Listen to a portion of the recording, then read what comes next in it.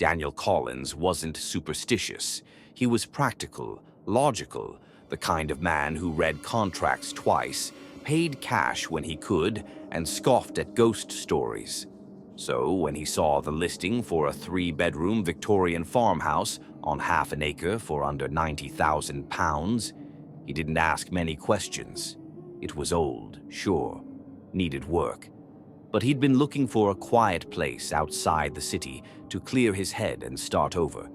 The photos showed age, faded wallpaper, creaking floors, rusted fittings, but nothing he couldn't handle. The only thing that stood out was a strange line in the listing.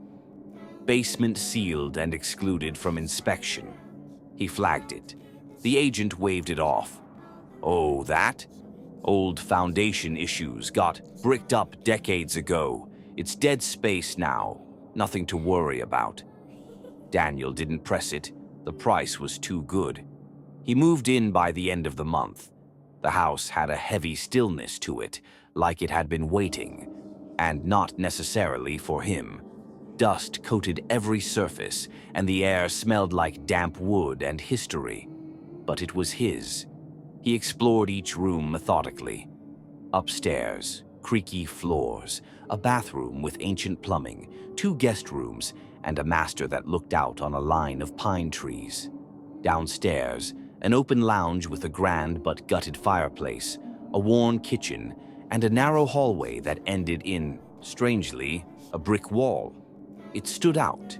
In a house full of wood and plaster, this single patch of wall looked newer, neater. The bricks were slightly redder, the mortar clean, like it had been sealed up recently, or at least preserved better than everything else. Daniel knocked on it. Solid. He followed the wall with his fingers. It made no sense. Every house of this age had a basement, and from outside the foundation was high enough to suggest there was one. He found no door, no latch, no trap door, just this wall. Odd. That night, Daniel lay in bed staring at the ceiling, unable to shake the feeling that something was missing. The house was too quiet, too still. The kind of stillness that feels like silence is being held, not offered. At 3:12 a.m., he heard it. A faint thump. Then again, faint, hollow, from downstairs. He sat up. Another thump. And then nothing. He went down to check, barefoot, clutching a heavy flashlight. The lounge was empty. The kitchen, silent. But when he turned into the hallway, the beam of light landed on that brick wall. And something, he was sure of it, moved behind it. Just for a second, like the shifting of weight. He stood still, breath caught in his throat. The silence returned. He waited.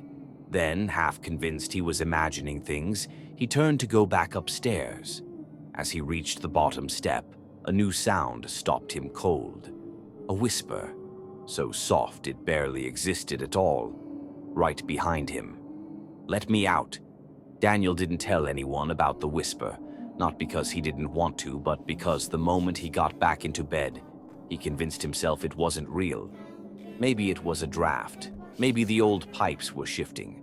Maybe he was tired.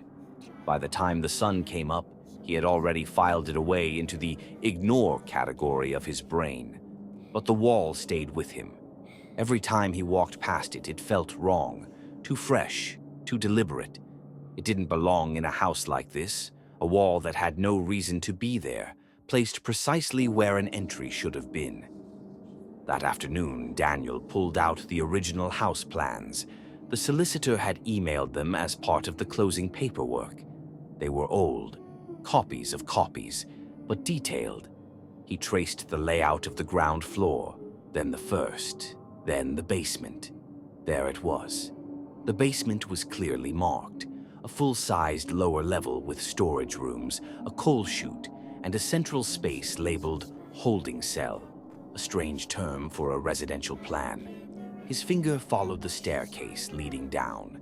The stairs started exactly where that wall now stood, so why was it bricked up? Later that night, he returned to the hallway with a hammer. Just to test the wall, he told himself. He tapped the bricks gently, solid, but not ancient. Then he noticed something strange. One of the bricks near the bottom corner looked darker than the others. Burned. He leaned in. It wasn't scorch marks, it was blackened handprints. Smudges, pressed into the brick like someone had clawed at it from the other side. Daniel staggered back. His flashlight flickered. That whisper returned. Fainter this time, but unmistakable. "You can hear me." He dropped the hammer and ran his hand through his hair, heart pounding. He backed away from the wall, step by step. Then something caught his eye. A long, thin crack had begun to snake through the mortar, a single hairline fracture, and it was fresh. Daniel didn't sleep that night. Not really. He sat in the kitchen with the lights on, watching the hallway from a distance, waiting, listening. But nothing happened. No more sounds, no more voices. By dawn, exhaustion had dulled his fear, and something else had taken its place, obsession. He had to know what was behind that wall, not just out of curiosity, out of instinct. A deep, gnawing feeling that the truth wasn't just hidden, it was buried, and someone, or something, wanted him to dig it back up. By noon, Daniel was chiseling at the wall. He'd told himself he wouldn't, that he'd wait, call someone, report it. But the need to know had burrowed into his mind, deeper than logic could reach. It didn't matter how many voices he heard, how many cracks spread overnight. He had to get in. The bricks were surprisingly easy to remove, almost like they wanted out. Mortar crumbled under the crowbar, brick after brick landing in dull, dry thuds on the hardwood floor. After 2 hours, he broke through. Behind the final layer was darkness, not just shadow, something heavier. A cold wave of air spilled out from the hole, damp and ancient. It smelled of rot, of rust, of time. Daniel shined his flashlight inside. A narrow stone stairway spiraled downward into pitch black. He hesitated, then he stepped in. The temperature dropped with every step. His breath clouded in front of him.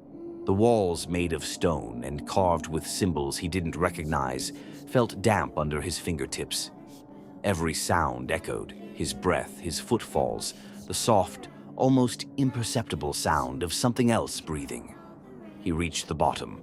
The room was wide, circular, built entirely of stone. The walls were lined with iron hooks and shackles, most rusted through. Old wooden crates sat smashed in the corners. Dust blanketed everything except the center of the room.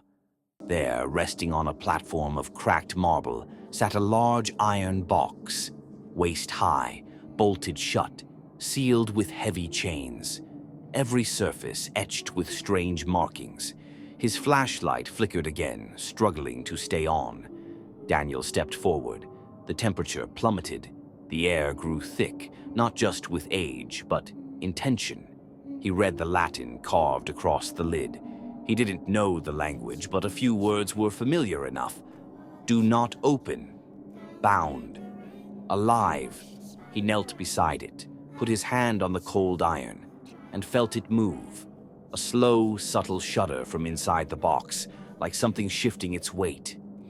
Daniel stumbled backward, eyes wide. Then he heard it. A breath. And then, a whisper. "You found me." The flashlight died. Total darkness swallowed him. Then a metallic creak echoed through the chamber, the sound of chains unwinding themselves. He fumbled for the light. It buzzed weakly back to life for a moment, just long enough for him to see. The lid was open. The box was empty, and something behind him was breathing. Daniel spun around, flashlight beam trembling through the black. "Who's there?" he called out. His voice cracked, lost in the heavy air. No answer.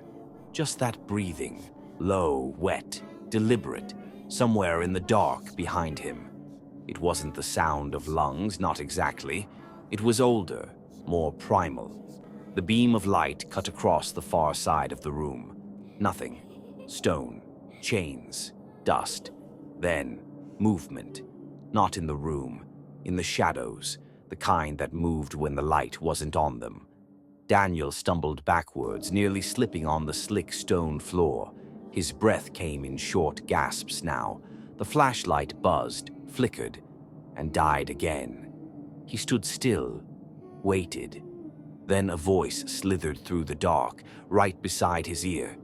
"It's warmer up there." He bolted, stumbled up the stairs, tripping over his own feet, scraping his hand raw against the stone wall.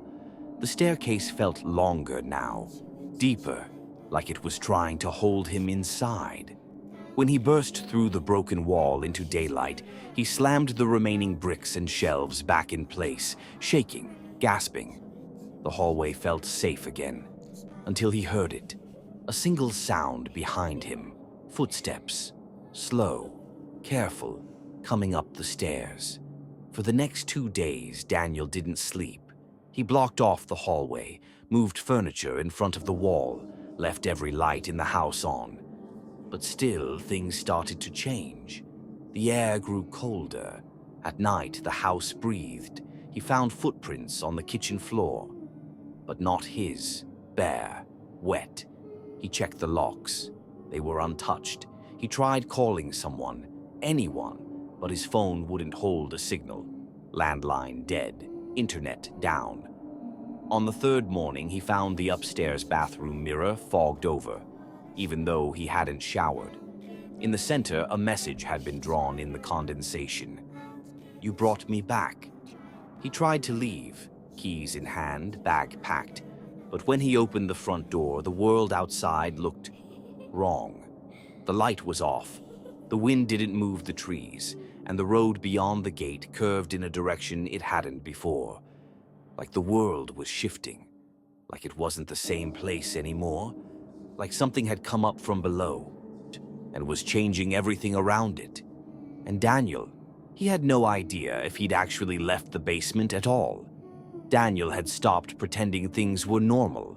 The house had changed. Or maybe he had. He walked through rooms that shouldn't exist, doors where none had been before, windows that showed landscapes he didn't recognize. Some mornings the sun wouldn't rise. Some nights the moon was too close. And the thing he'd set free, it didn't hide anymore. He heard it behind him in mirrors, saw its silhouette in the corner of his eye. It never showed its face, not fully, but it was always near, breathing, waiting, mimicking. Sometimes Daniel would hear his own voice in other rooms, not echoes, full conversations, memories he hadn't spoken aloud, fears he hadn't confessed to anyone. It knew him, wore him like a mask. One night he woke to find the walls sealed again, fresh brick, smooth mortar, no opening, just like before. Except now he was on the wrong side. He tried breaking it down, screaming, slamming his fists against it until his knuckles split. But the house didn't care. It watched. And when he finally gave up and turned around, he realized he wasn't alone. The figure was standing in the center of the room, tall, wrong, wearing his shape like it didn't fit quite right, smiling. Daniel backed away slowly. "Who are you?" he whispered. The thing tilted its head. "I was kept here, buried, forgotten." Then it stepped closer. "But you remembered me." Now, Daniel writes, not because it will save him, he knows it won't, but because someone someday will walk through this house again. Someone will feel the same pull, hear the same whispers, ask the same questions, and curiosity, it always wins. So he writes one final letter. Stains of dried blood on the page, his handwriting jagged, desperate. "If you find this, seal the wall, burn the blueprints, forget the stairs exist. Whatever you do, do not go down there. It wears my face now, but I am not me. And it is not done. When the house is sold again, years later, the new owner finds a strange note taped to the inside of a locked drawer. Faded, torn, almost unreadable. It ends with just 3 words, scrawled in frantic ink. It got out. The lights flicker, and the basement door creaks open on its own.